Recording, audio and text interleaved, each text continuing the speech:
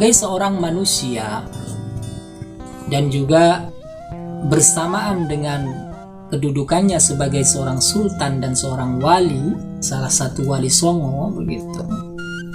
Sunan Gunung Jati tentu menjadi manusia atau orang yang terkenal, sehingga karena saking terkenalnya itu banyak sejarawan, baik sejarawan kuno di masa itu maupun sejarawan sekarang, banyak yang menuliskan mengenai silsilahnya.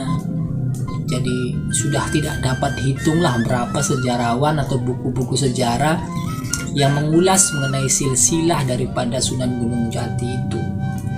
Dan dari silsilah yang ada itu tentunya namanya juga penulisan silsilah, terkadang juga ada perbedaan dan di samping juga tentu ada persamaannya.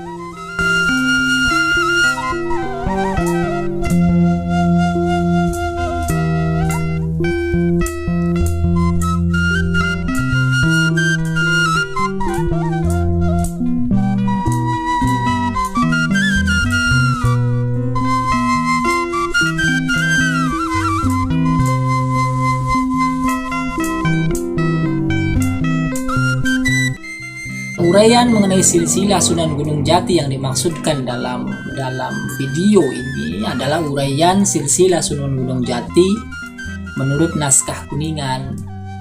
Naskah Kuningan sendiri ini pemirsa merupakan salah satu naskah asal Cirebon, ya, asal Keraton Kesepuhan, dan di dalam naskah tersebut itu menginformasikan mengenai silsilah Sunan Gunung Jati baik dari jalur ayah maupun dari jalur ibu.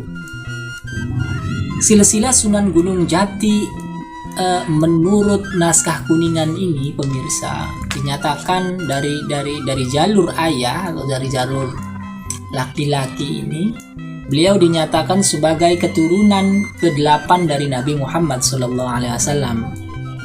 Artinya kalau Nabi Muhammad itu hidupnya abad 700, maksudnya abad ke-7 Masehi, tahun 700-an begitu.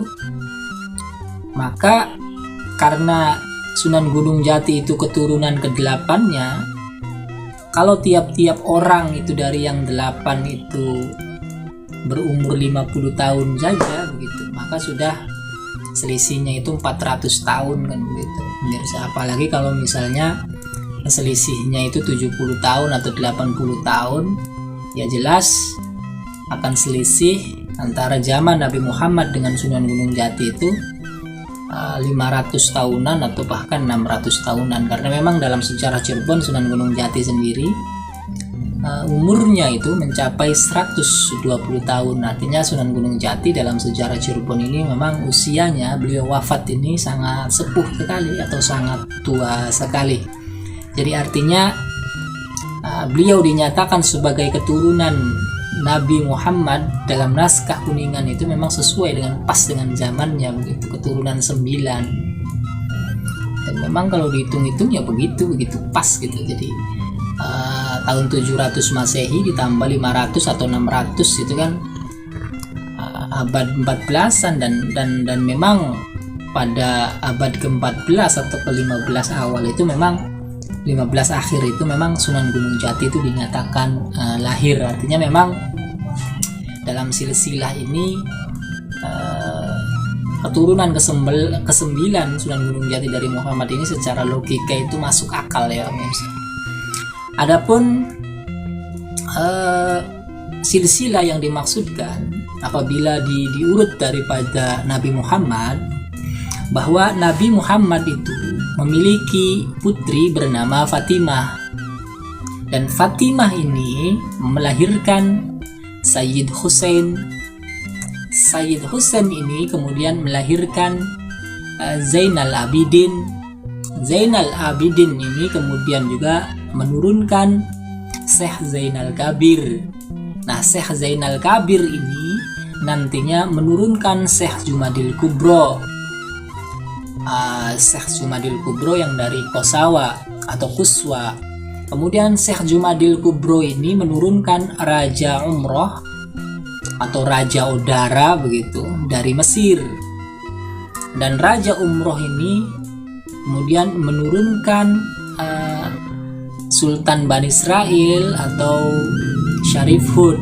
Dan nantinya Syarif Hud ini setelah menikahi Subang Larang atau Syarifah Mudaim, nanti melahirkan Syarif Hidayatullah atau Sunan Gunung Jati.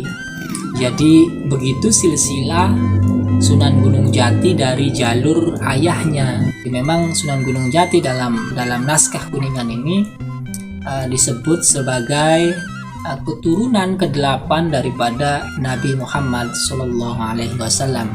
Selain membahas silsilah Sunan Gunung Jati dari jalur ayah sehingga sampai ke Nabi Muhammad, dalam naskah Kuningan juga ini pemirsa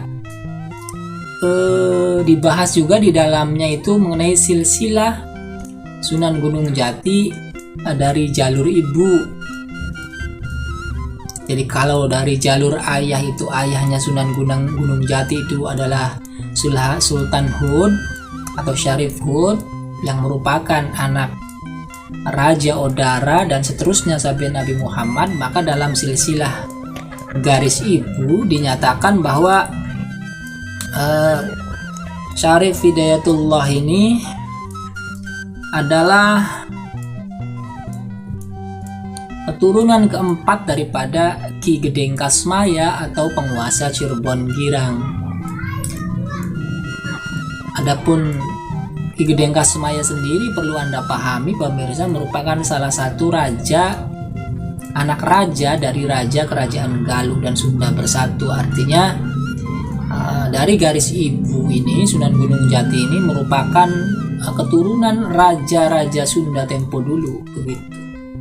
Jadi Ki Gedeng Kasmaya itu dia punya anak Ki Gedeng Tapa, dan Ki Gedeng Tapa ini menikah dengan Nyi Karancang Singapuri, dan kemudian Nyi Karancang Singapuri ini nantinya melahirkan Nyi Subang Larang, dan Nyi Subang Larang ini kemudian dinikahi oleh Prabu Siliwangi atau Sri Baduga Maharaja, dan dari perkawinan keduanya itu kemudian melahirkan 3 orang anak, Pangeran Walang Sungsang, Rara Santang, dan kemudian Raja Sangara.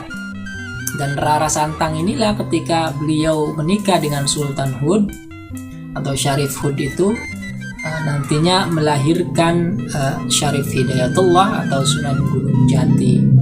Jadi artinya silsilah Sunan Gunung Jati dari jalur ibu ini pemirsa merupakan keturunan, beliau ini merupakan keturunan raja-raja dari kerajaan Pajajaran dan kerajaan Galuh begitu. Jadi artinya Sunan Gunung Jati ini secara garis keturunannya atau silsilah dari garis ibunya ini dinyatakan sebagai anak keturunannya raja-raja Sunda. Jadi kalau dari jalur ayahnya itu adalah anak keturunannya Nabi Muhammad, kalau dari jalur ibu itu beliau itu keturunannya raja-raja yang berkuasa di tanah Sunda.